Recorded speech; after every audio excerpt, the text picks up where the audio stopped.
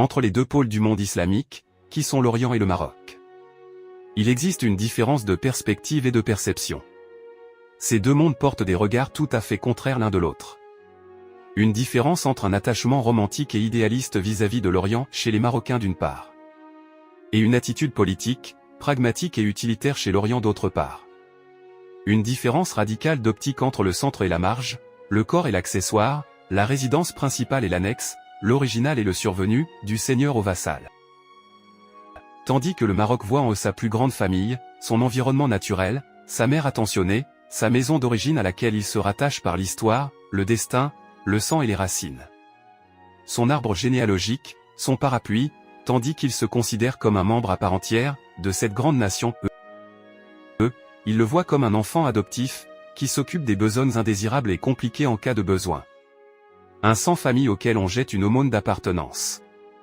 Un ouvrier qui envoie ses contributions, depuis son exil lointain à sa famille adoptive. Un freelance dans l'association appelée Oumma.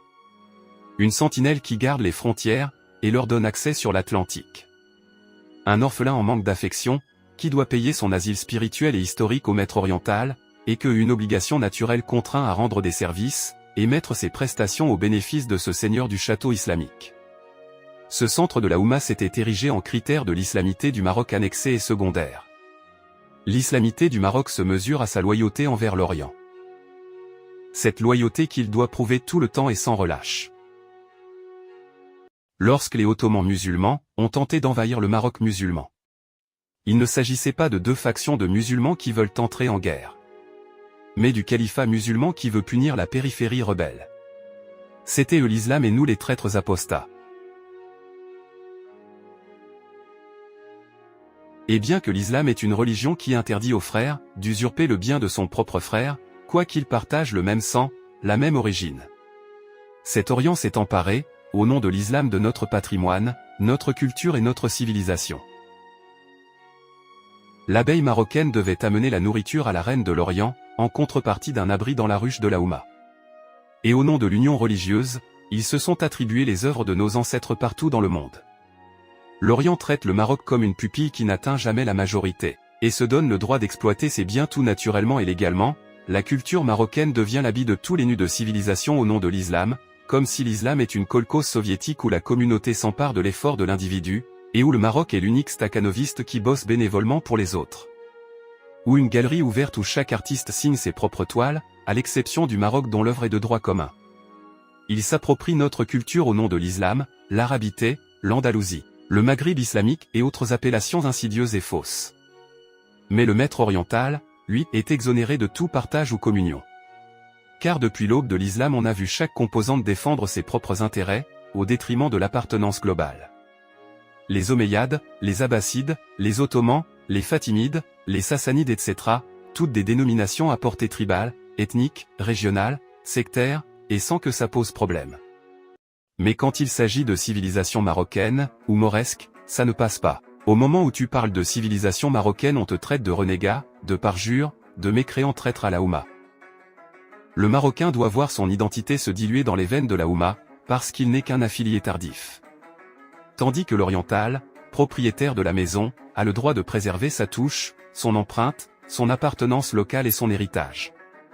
Le Maroc est pour eux le musulman de second degré, un dernier venu auquel incombe le devoir d'assimilation.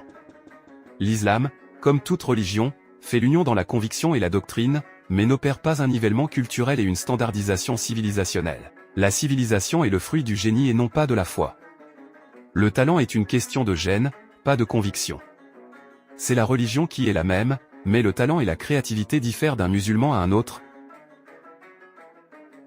L'opéra par exemple est italien et non pas chrétien, on ne peut pas parler de l'artiste chrétien Picasso, ou dire que Maradona est la fierté du christianisme. Même quand il s'agit d'un art à connotation religieuse comme le gospel, on parle de gospel américain. Le Maroc est l'un des rares pays qui ont subi une pareille agression contre sa civilisation au nom de la religion. Et de la part des musulmans spécifiquement. Car les Occidentaux distinguent entre les Maures marocains et les Sarrasins de l'Orient. Les Orientaux ne se sont pas contentés de partager notre patrimoine au nom de l'islam. Mais ils se le sont approprié et ont effacé la trace du créateur original. Comme si tu écris une chanson, tu la composes, tu l'interprètes et tu la dédies à une personne que tu aimes. Et après elle se l'attribue et te défend de la chanter sans sa permission. Au nom d'une religion qui interdit le mensonge et la falsification, ils ont menti et falsifié notre histoire. Ils ont inventé des personnages arabes fictifs pour leur attribuer ce qui est nôtre. Ils ont usé d'anachronismes en disant que l'Arandalou a influencé les Marocains, tandis que ce sont les Marocains qui ont bâti cette civilisation d'Andalousie. Ils ont transformé le mot islam en une gomme qui efface le mot Maroc. L'Orient a transformé l'islam en un contrat de monopole lui permettant d'exploiter l'œuvre du génie marocain. L'Orient a joué le rôle du tuteur malveillant, qui ravit le bien d'un mineur par un abus de confiance. Cette violence symbolique a créé chez le Marocain un sentiment de culpabilité à chaque fois qu'il étale sa fierté patriotique. Dès qu'il se dit marocain, il croit avoir renié l'islam. Et préfère céder ses avoirs à la grande famille religieuse de peur d'être excommunié. L'Orient a inculqué chez quelques Marocains la conviction que la marocanité est contraire à l'islam, et que c'est un péché de parler de civilisation marocaine sans l'attribuer aux arabo-musulmans, à l'Andalousie, au Maghreb ou un ailleurs quelconque. Les orientaux ne nous appellent musulmans que pour nous apprivoiser au nom de la religion, et n'hésitent pas à nous traiter de renégats mécréants, si on manifeste l'indépendance et la liberté.